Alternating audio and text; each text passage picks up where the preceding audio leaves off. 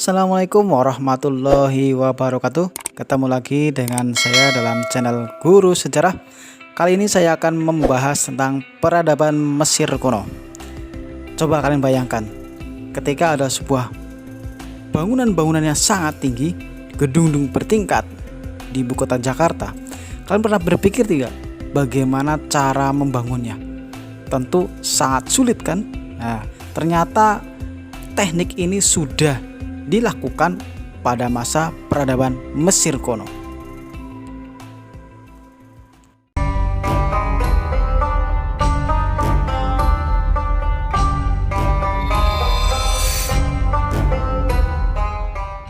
Warisan peradaban Mesir kuno yang sangat terkenal adalah piramid.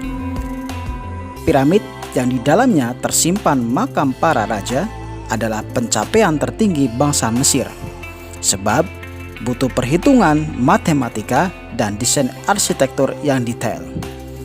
Bisa dibayangkan, piramid yang paling tua dibangun pada tahun 2630 sebelum Masehi di Saqqara pada masa dinasti ketiga Raja Djauser. Tingginya 62 meter.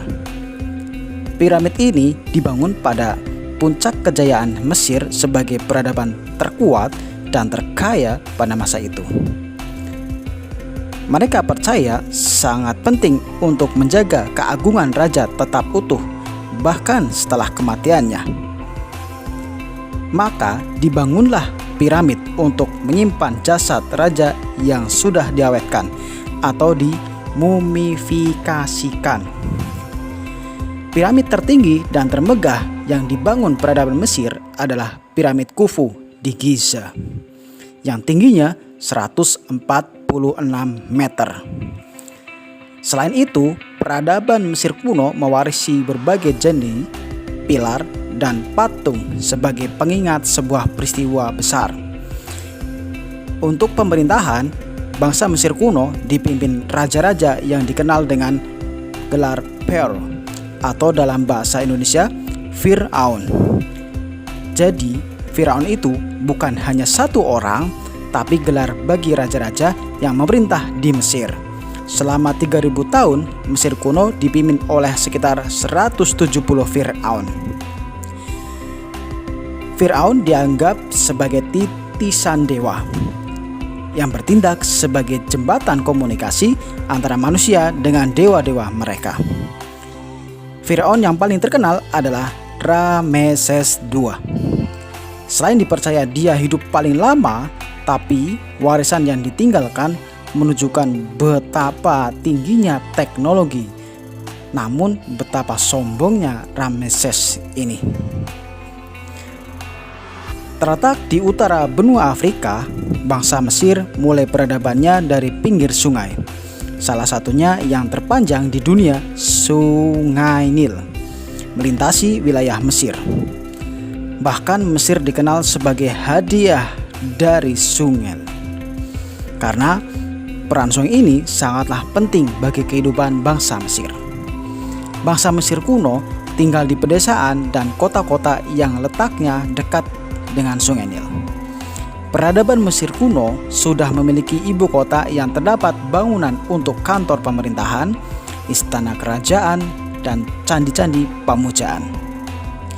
Dulu bangunan umumnya terbuat dari bata lumpur, maka banyak yang sudah hilang termakan usia. Tapi kita masih bisa melihat sisa candi dan monumen sebab terbuat dari batu. Mesir adalah negeri yang kaya. Ini membuat bangsa-bangsa lain datang untuk melakukan perdagangan. Pemimpin Mesir kuno sering mengirimkan kapal ekspedisi dagang ke negeri-negeri lain. Selain berdagang, bangsa Mesir kuno juga berbakat dalam bidang seni, arsitektur, dan kerajinan. Karya kerajinan mereka termasuk perhiasan, patung, dan pahatan pada dinding yang masih bisa kita lihat. Banyak warisan inovasi bangsa Mesir dilanjutkan menjadi bentuk yang lebih simpel. Contohnya, kertas dan sistem penulisan. Bangsa Mesir kuno punya sistem penulisan unik, yaitu hieroglif.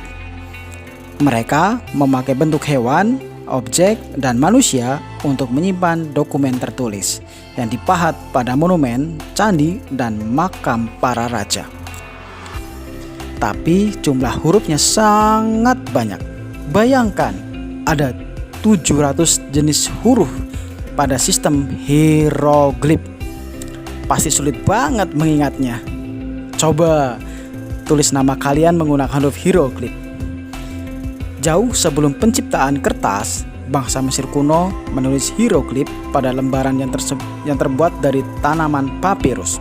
Selain digunakan seperti kertas, papirus juga dipakai untuk membuat tikar, keranjang, dan sandal. Kreasi lain yang diwariskan bangsa Mesir kuno adalah dua metode penunjuk waktu. Pertama, mereka memanfaatkan monumen tinggi yang disebut obelisk.